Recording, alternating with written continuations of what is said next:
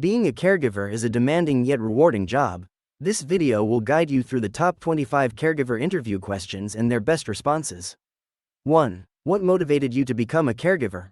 I was always drawn to helping others from a young age, which was largely influenced by my close relationship with my grandmother. Seeing her age and need assistance with daily tasks motivated me to pursue a career where I could provide that same level of care to others. Caregiving allows me to make a direct impact in people's lives, to offer comfort and companionship to those in need. Each day is different, and the ability to adapt, learn, and grow in this profession is something I find incredibly fulfilling.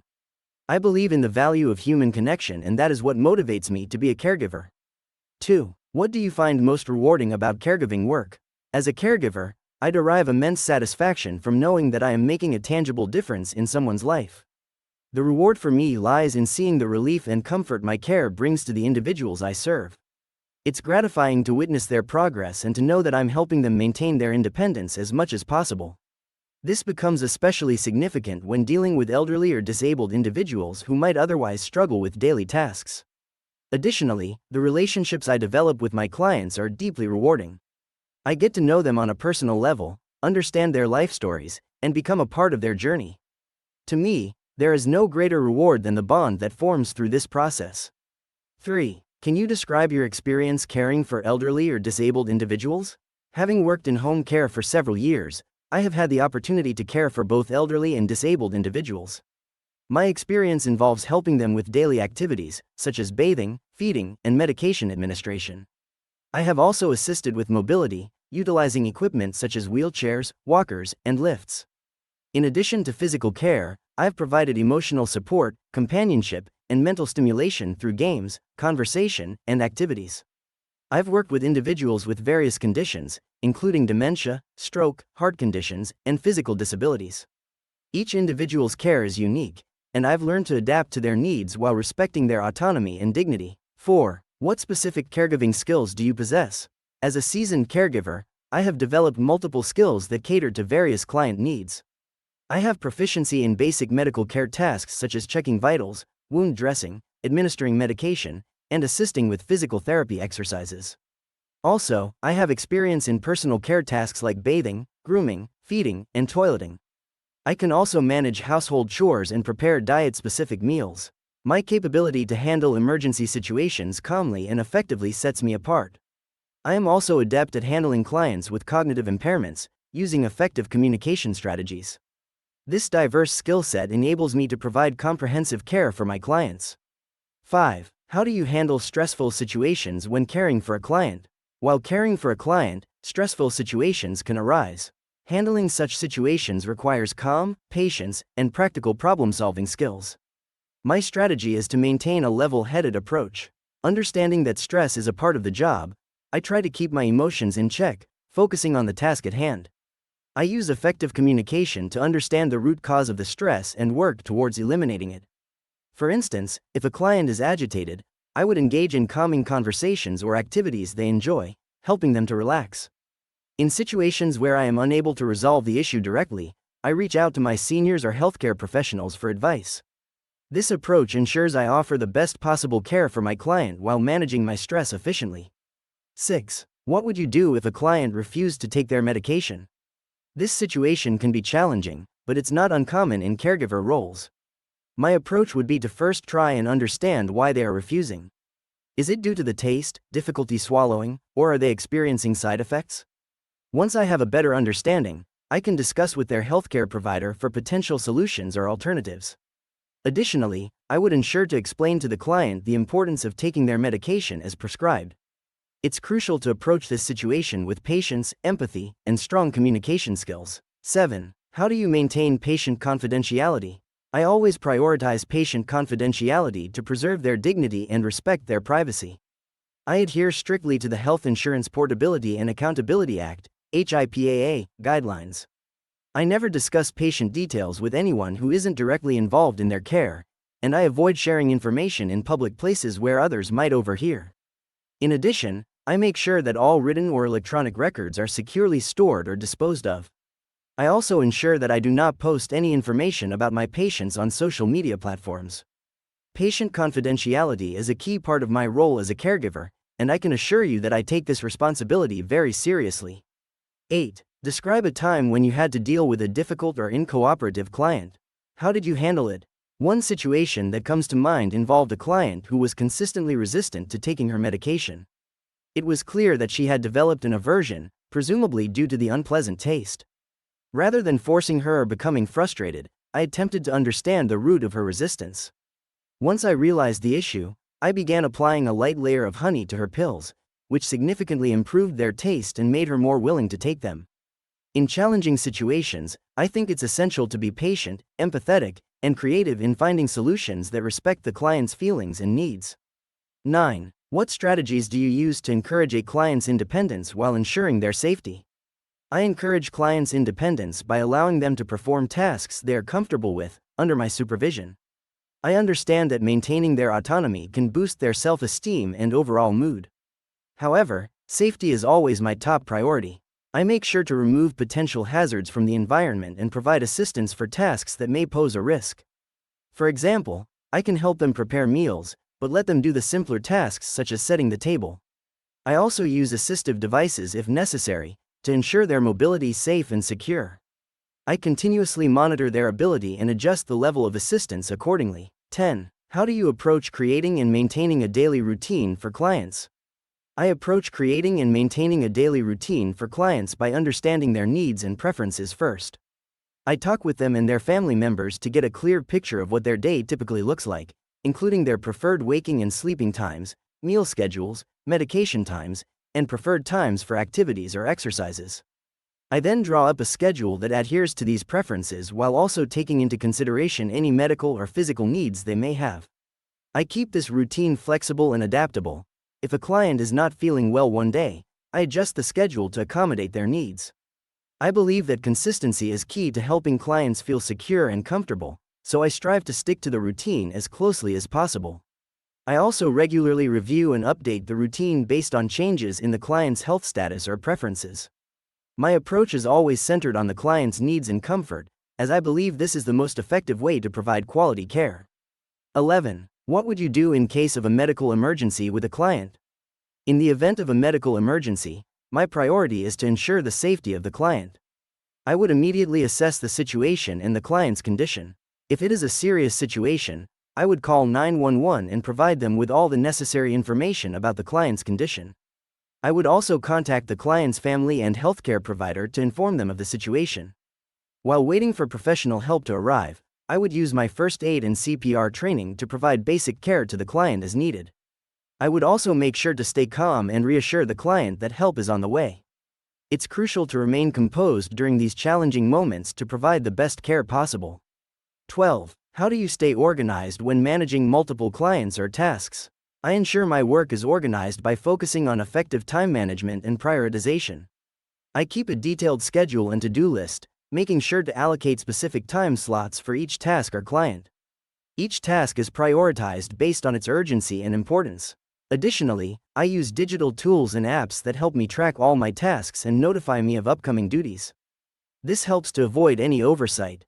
Regular communication with other members of the healthcare team and the client's family also assists in keeping things organized. It's also crucial to take care of my mental health to maintain focus and efficiency. 13. Are you comfortable assisting with personal care tasks like bathing and toileting? Absolutely. Providing personal care tasks such as bathing and toileting is a crucial part of my role as a caregiver. I understand that these tasks can be sensitive for some individuals, and I always strive to perform them with respect and dignity. I believe in maintaining the client's self-esteem and independence as much as possible, and I take precautions to ensure their safety during these tasks. I'm also trained in safe lifting techniques and using assistive devices which can help in these situations. 14. How do you communicate effectively with clients who may have hearing, speech, or cognitive impairments? Communication with clients who face challenges such as hearing, speech, or cognitive impairments requires patience, understanding, and creativity. I find that visual aids, gestures, and written communication can be very helpful in these situations. For those with hearing impairments, maintaining eye contact and speaking clearly without shouting can help make lip reading easier. With speech impairments, I give the person ample time to express themselves without rushing them. For clients with cognitive impairments, it's crucial to use simple, clear language and repeat instructions if needed. It's all about adapting to their needs and ensuring they feel heard and understood. 15. What experience do you have with meal planning and preparation, especially for clients with dietary restrictions? My experience in meal planning and preparation, especially for clients with dietary restrictions, is extensive. I have worked with clients who have various health conditions, such as diabetes, heart disease, and food allergies, which required me to plan and prepare meals according to overall dietary guidelines. I am knowledgeable about different dietary requirements and restrictions, including low sodium, gluten-free, dairy-free, and vegetarian diets. I always ensure that meals are balanced, nutritious, and tailored to the client's personal preferences and health needs. I also believe that meal times should be enjoyable, so I strive to create meals that are not only healthy but also tasty and appealing. 16. How do you handle situations where a client's wishes conflict with their prescribed care plan? In these situations, I focus on effective communication and empathy. Understanding the client's perspective is important, so I listen to their concerns and explain why following the care plan is necessary for their health. If they persist, I involve a healthcare professional who can provide further explanation or adjust the plan if necessary. I always ensure the client feels heard and respected, while maintaining their best interest in terms of their healthcare. 17. What steps do you take to prevent bedsores in bedridden clients? To prevent bedsores in bedridden clients, it's crucial that I regularly change their position, ideally at least every 2 hours. This helps reduce pressure on certain parts of their body. Regular skin checks are also important, to identify early signs of bedsores and address them promptly. Keeping the skin clean and dry is another key measure. I ensure adequate hydration and nutrition, as it helps in maintaining skin health. I use supportive devices like special mattresses or cushions that alleviate pressure. Education on the importance of movement, if possible, also forms a part of my strategy. 18. How do you promote physical activity and mental stimulation for your clients? Promoting physical activity and mental stimulation is crucial for a client's well-being.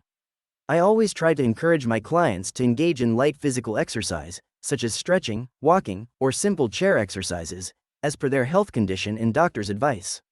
Mental stimulation is also important, so I often play cognitive games, read books, or have a conversation on their topics of interest. I try to incorporate activities they enjoy to make the process more enjoyable and less of a chore. It's about striking a balance between their comfort and keeping them active and engaged. 19. Can you describe your experience with documenting client care and maintaining records? In my previous role as a caregiver, I had the responsibility to document client care and maintain records. This aspect of work is crucial as it ensures an accurate account of the services provided to the client and their health progress. I would regularly update the client's health chart, noting changes in behavior, medical conditions, and response to care given. I also carefully recorded medication schedules and their effects, ensuring that any side effects or reactions were promptly noted and reported. In addition, I maintained a daily activity log to track the client's routines and preferences. I believe that maintaining a meticulous record of client care can greatly contribute to their long-term health and well-being. 20. How do you build rapport and trust with new clients? Building trust and rapport with new clients takes patience, empathy, and understanding. It's important to listen attentively to their needs and concerns and respond with kindness and respect. Consistency is also key in establishing trust. By being reliable and punctual, I show the clients that they can depend on me.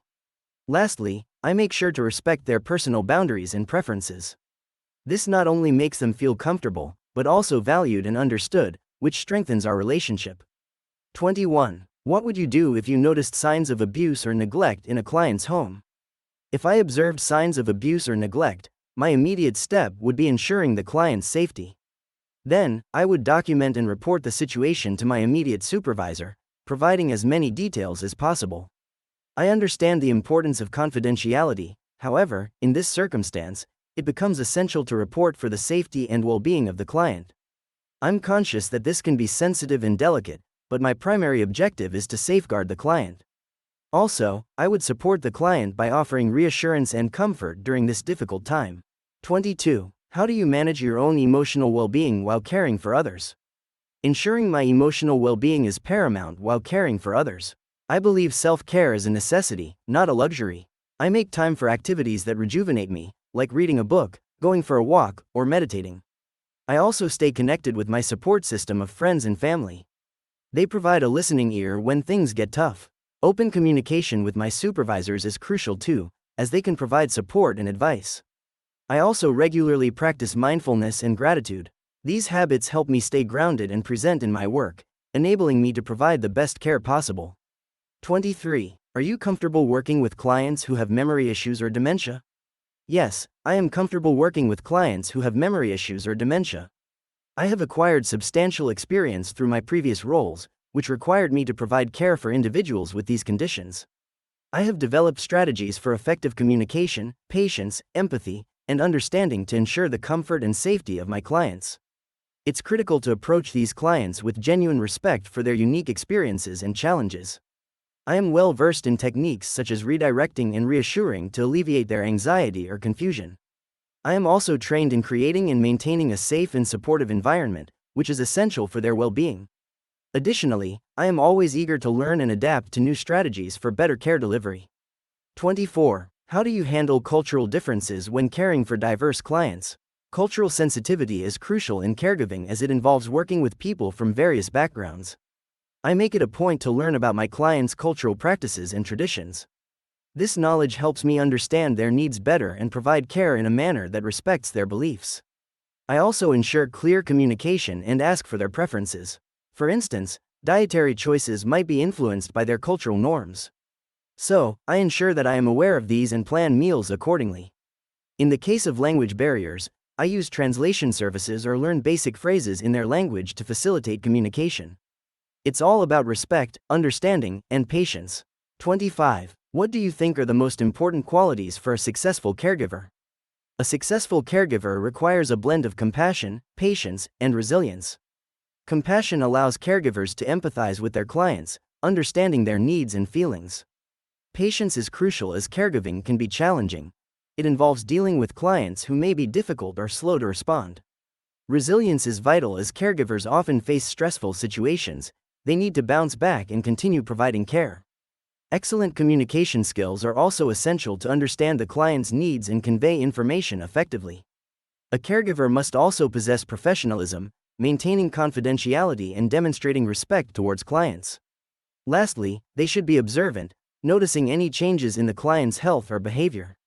Remember, preparation is key, so review these questions and practice your responses to confidently navigate your caregiver interview. If you found this video helpful, please give it a thumbs up and subscribe to our channel for more informative content. Best of luck with your interview.